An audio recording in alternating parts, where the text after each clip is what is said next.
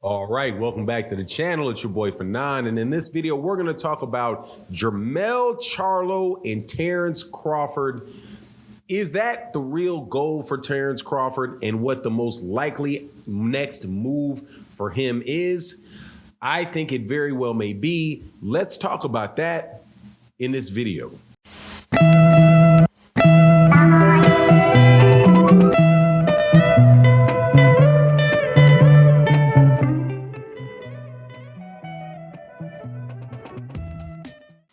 All right, welcome back to the channel. It's your boy Fanon, and in this video, we're going to talk about what's going to happen if this Terence Crawford and Errol Spence Jr. fight doesn't happen.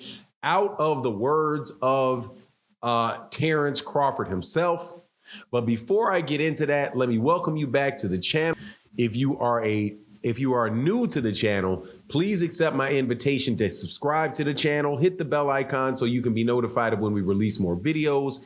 If you are a longtime subscriber and supporter to the channel, thank you so much for your contribution to the channel. I absolutely appreciate you guys coming by the live streams and the videos to chop it up with me about boxing.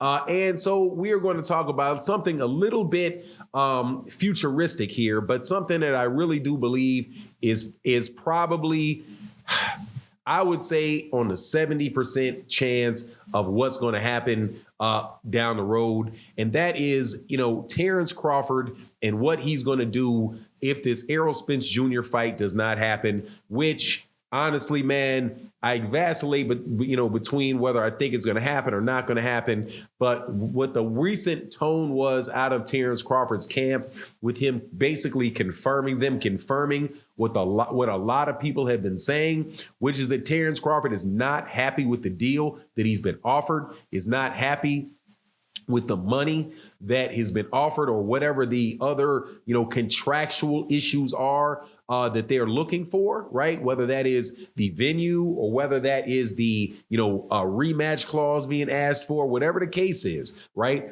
Whole lot of people out there talking about what nobody knows. However, when they said that, when Terence Crawford and Errol Spence, when Terence Crawford's guy Bernie, the boxer who definitely knows Terence Crawford, said that, it validated and verified a lot of things that people had been saying and suspecting about the fight, right? So, and that is that there is a gap between what Terence Crawford is willing to accept and what the PBC or Errol Spence Jr.'s camp is willing to offer, right? The main person I do believe that applies to is what Showtime is willing to pay in a guarantee.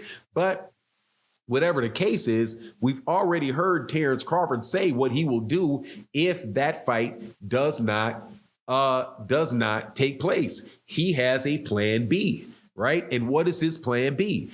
His plan B is to do what he did when he moved from 140 pounds to 147 pounds. And it is his ace in the hole, which is the WBO Super Championship.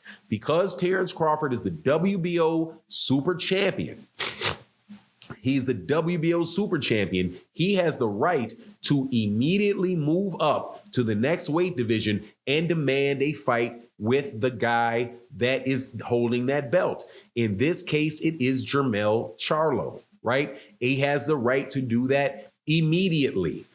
And I do believe that it's separate than the traditional mandatory. So take, for example, the WBO mandatory that Jermell Charlo has right now, who is THRU.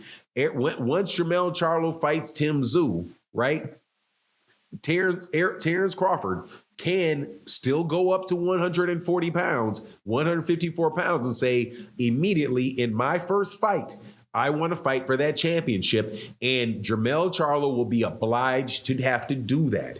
And if they cannot come up to some settlement or whatever, it goes to a purse bid.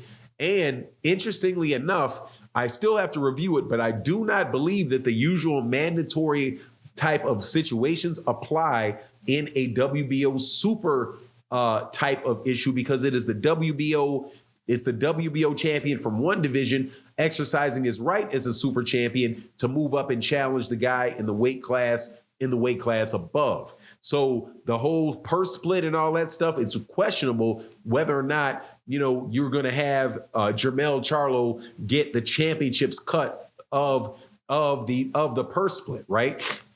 And more than likely, they should be able to negotiate that type of deal. And Terence Crawford said that that's what he was going to do if you can't work out the Errol Spence Jr. and Terence Crawford fight, right? Which also, if he moves up and he fights Jermell Charlo, and Jermell Charlo has not lost, right? If he continues to win and he continues to pay them sanctioning fees, Jermell Charlo will be the undisputed champion, and Terence Crawford will be getting a shot at undisputed at a weight class above.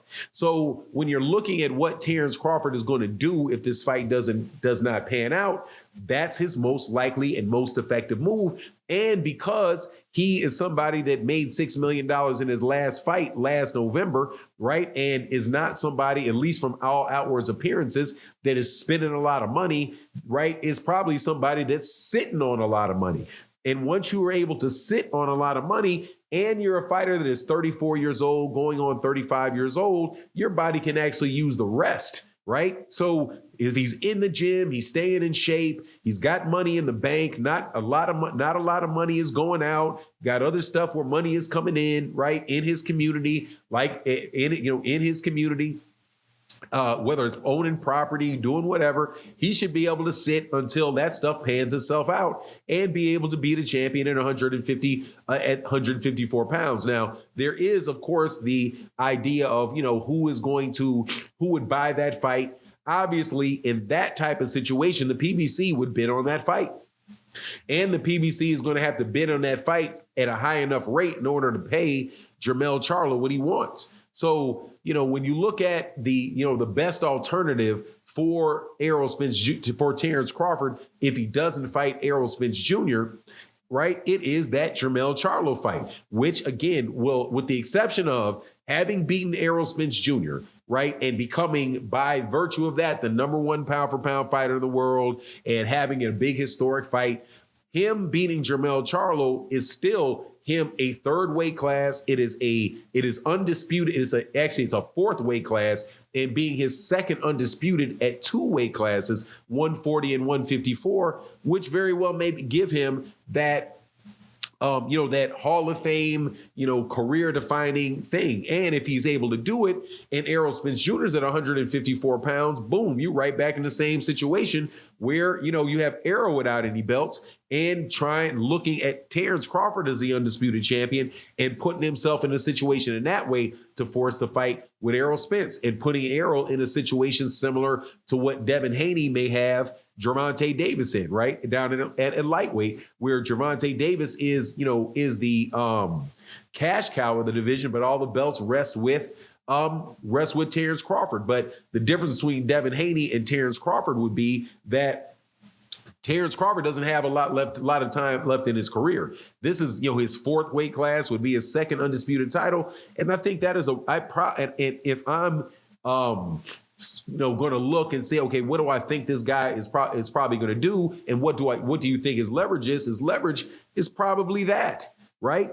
As long as Jermell Charlo has all of those belts and he's able to beat the next mandatory he has. And the two guys that he's fighting who are his mandatories, right, are Tim Tszyu and another guy with an Eastern European name, right?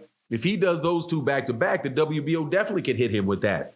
And that's a much bigger money fight for Jermell Terence than it would be for him to fight Fundora, because that is just a very, very awkward and ugly situation to be fighting a guy like Fundora. But anyway, it is what it is. That's my take on the matter. You let me know what you think in the comment section. And with that, I'm out. Peace.